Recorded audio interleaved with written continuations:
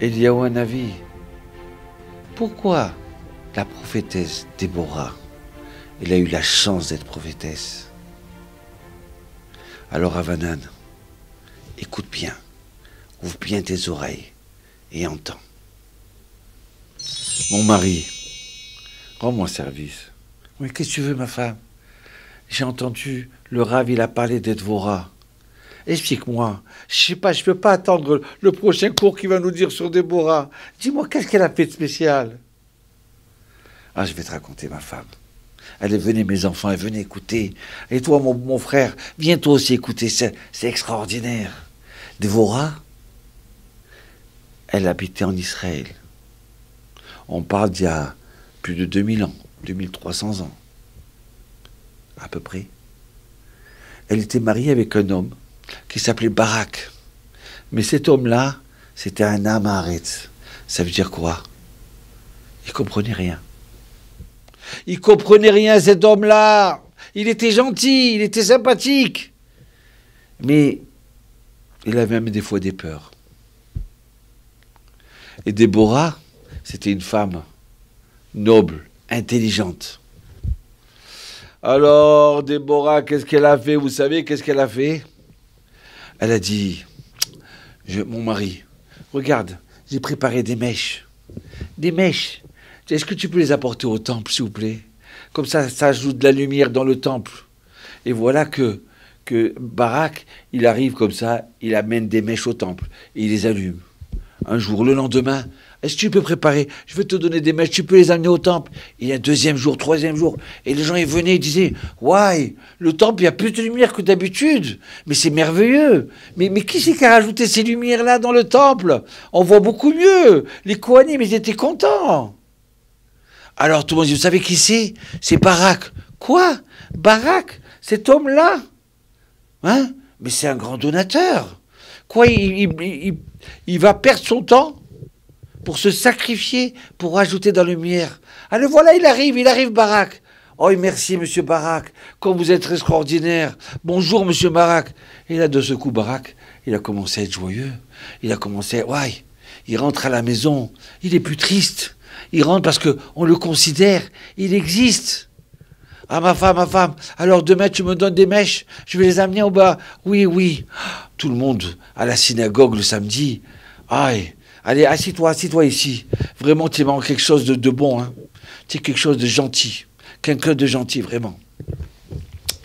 Et voilà, que Déborah, toute contente, elle voit son mari maintenant, aïe, qui commence à fleurir, à s'épanouir. Aïe, merci mon Dieu. Et à ce moment-là, Hachem, comme ça il dit, Hachem Yitbarach, il dit tout fort, il nous a dévoilé ça, il est au Hanavi. Écoutez ce qu'il a dévoilé. Il dit Hachem, Déborah, tu aurais pu être une personne qui est mariée avec quelqu'un qui est tout à fait simple. Eh bien, tu aurais commandé à la maison. Tu l'aurais écrasé, ton mari. D'accord, ok. Tu es mon mari, c'est très bien, tu vas être le papa de nos enfants, mais reste assis dans un coin, hein. Ne bouge pas, hein. Ne bouge pas. De toute façon, tu es idiot. Alors, qu'est-ce que tu veux qu'on fasse? Et Déborah, non, elle a cherché son but à quoi? À relever son mari. Qu'il soit un prince dans la maison, qu'il soit un prince dehors, qu'il soit un prince dans la rue. Il a dit à Hachem, regarde Déborah, tu n'as pas cherché à éclairer ta lumière et à effacer ton mari. Non, tu as cherché à lui donner la lumière. Comme toi, tu as cherché à lui donner la lumière et tu lui as donné la lumière. Eh bien moi, je vais donner une autre lumière. Une lumière où on peut savoir qu'est-ce qui se passe derrière ce mur-là. Une lumière où on peut comprendre des choses. On a des questions de la vie, on ne sait pas quoi faire. Est-ce qu'on va dans ce travail-là? Est-ce qu'on va trouver le virus? Est-ce qu'on va trouver ça? On a plein de questions, on n'a pas de réponse. Est-ce que je reste confiné ou est-ce que je sors? Mais j'ai peur. Et peut-être il ne faut pas avoir peur. Peut-être il faut aller prier, j'en sais pas. Toi, Déborah, je vais donner une lumière pour donner la réponse à tous les bénis Israël. Et tous les pays israéliens allaient voir Déborah, ils lui disaient, Déborah, je t'en supplie, guide-moi dans ma vie, donne-moi. Hachem lui a donné la lumière. Aïe, aïe, aïe, c'est pas merveilleux. Combien de fois? Et alors une fois, elle raconte que Dieu, il a dit à Déborah, va dire à Barak de partir en guerre. Il va gagner la guerre. Vous savez quoi?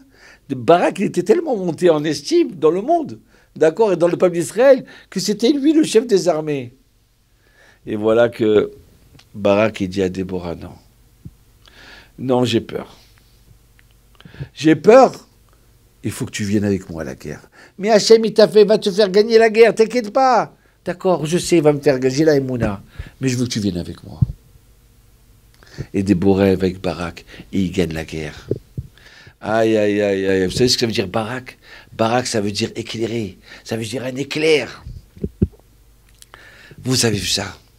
Des fois dans la vie, on se trouve dans cette situation, d'accord, où on peut rigoler de son mari, ou de sa femme, ou de son prochain, ou de son fils, de dire il est bête, hein, ou de son patron.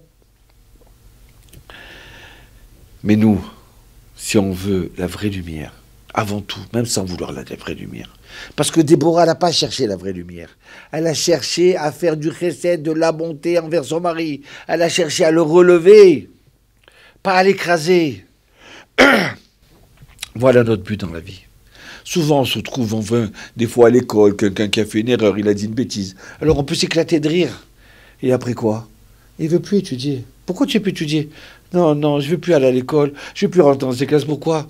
Mais il se moque de moi. Je ne veux plus parler. Je me tais maintenant, je ne veux plus parler. Pourquoi éteindre les gens? Pourquoi, alors qu'on peut les allumer avec un petit sourire, avec un petit conseil, avec simplement, tu sais quoi, je voudrais que tu me dises, dis-moi une belle parole, dis-moi quelque chose de, qu'est-ce que tu as appris aujourd'hui? Oui, tu veux savoir? Ah ben oui, je vais te dire. Et là, tu vas l'aider. J'avais 22 ans, d'accord? Et j'allais à Marseille, de temps en temps, pour aller voir mes parents, avec ma femme et mon fils. Et j'avais un rabbin, il s'appelait Rav Yosef Cohen de Yavne. Et dès que j'arrivais, il me disait, attends, Yitzhak, demain, c'est toi qui fais le devoir Torah. Je me dis, mais Rav, qui c'est qui peut vous égaler? Personne ne peut vous égaler, Rav. Non, non, vous parlez trop bien. Excuse-moi, mais moi, demain, j'annonce. Et même pas demain, ce soir, j'annonce, c'est toi qui parles. Donc alors, toute la nuit, je m'entraînais. Et chaque fois que j'arrivais le Shabbat là-bas, chaque fois, si j'ai appris, peut-être parler, je ne suis pas très bien, je ne parle pas très bien, d'accord? Mais le peu que je dise, d'accord? C'est grâce à lui. Grâce à quelqu'un qui m'a poussé pour parler. Je veux t'entendre. Ah, tu sais, comme ton devoir Torah, il était bien. Oh là là, j'ai kiffé, hein. Les gens, ils ont aimé, hein. C'est pas difficile d'allumer la lumière de son prochain. Hein? On cherche à allumer des bougies. Mais c'est ça la plus belle bougie. C'est son prochain. Toda Rabba Eliyahu. Eliyahu Hanavi. Venez, on chante ensemble. Ah, et si Eliyahu Hanavi n'avait pas enseigné ça à Ravanan. Hein? Allez, si venez, on chante. Quand on rien que devait dire son nom, Eliyahu Hanavi Zachor Letov, c'est déjà une bracha. C'est une bénédiction. Eliyahu Hanavi Zachor Letov.